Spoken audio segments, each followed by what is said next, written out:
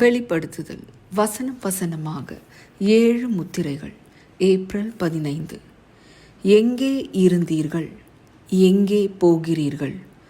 அப்பொழுது மூப்பர்களில் ஒருவன் என்னை நோக்கி, வெள்ளை அங்கிகளை தரித்திருக்கிற இவர்கள் யார்? எங்கே இருந்து வந்தார்கள் என்று கேட்டான்.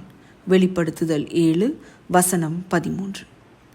24 மூப்பர்களில் ஒருவருக்கும் யோவானுக்கும் இடையேயான உரையாடல் சுவாரஸ்யமானது.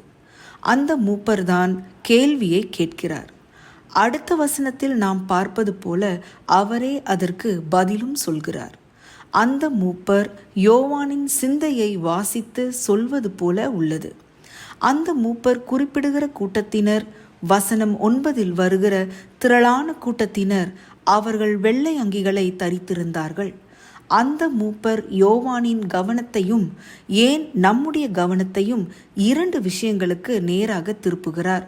அதாவது அந்த கூட்டத்தினரின் உடை பற்றியும் தேவ சிங்காசனத்திற்கு முன் நிற்பதற்கு முன்னர் அவர்கள் எங்கே இருந்தார்கள் என்பது பற்றியும் பேசுகிறார். ஒருவரும் எண்ணக்கூடாத திரளான மக்கள் உலகம் முழுவதிலும் இருந்து வந்தவர்கள் என்றால் அது எவ்வளவு பெரிய மக்கள் கூட்டமாக இருக்க வேண்டும். சகல ஜாதிகளிலும் இருந்து மக்கள் இருப்பார்கள். யாரும் விடுபடுவதில்லை.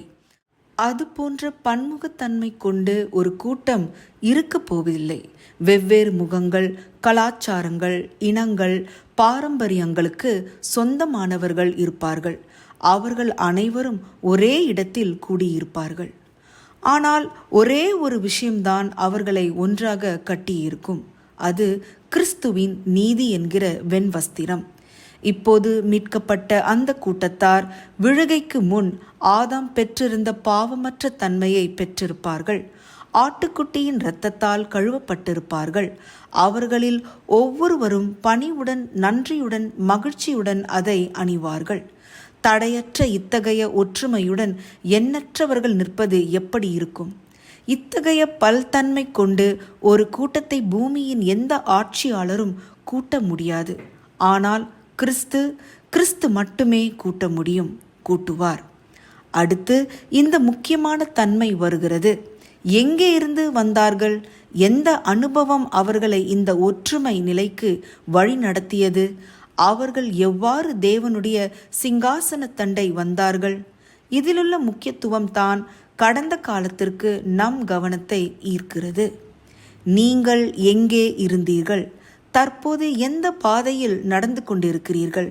நீதியின் பாதையில் செல்வது நோக்கமற்ற அலைச்சலாக இருக்காது. அது ஒரு இலக்கை நோக்கியதாக இருக்கும். மேலும் இடறி விழுந்து ரட்சிப்பின் பாதையில் யாரும் செல்லுவதில்லை. தேவன் உங்களுக்காக ஒரு திட்டம் வைத்திருக்கிறார். அந்த பரிசுத்த வான்களில் ஒருவராய் இருக்க நாம் ஒவ்வொருவரும் முயற்சி செய்ய வேண்டும். நல்ல வேளையாக நாம் எதை பற்றி தியானிக்க வேண்டும் என்பதை பற்றி கேள்விகளை மட்டுமல்ல, அதற்கான பதில்களையும் வேதாகமம் கொடுக்கிறது. அதை அடுத்த வசனத்தில் பார்க்கலாம். கிருபையுள்ள ஆண்டவரே, உமது சிங்காசனத்திற்கு நேராக செல்லுகிற பாதையில் எங்களை கொண்டு வந்து வழி நடத்தி செல்வதற்காக நன்றி. அதிக ஆராய்ச்சிக்கு ஏசாயா 26 வசனம் 7, மத்தேயு 7 வசனங்கள் 13 மற்றும் 14, கலாத்தியர் 3 வசனம் 28. ஆமேன்.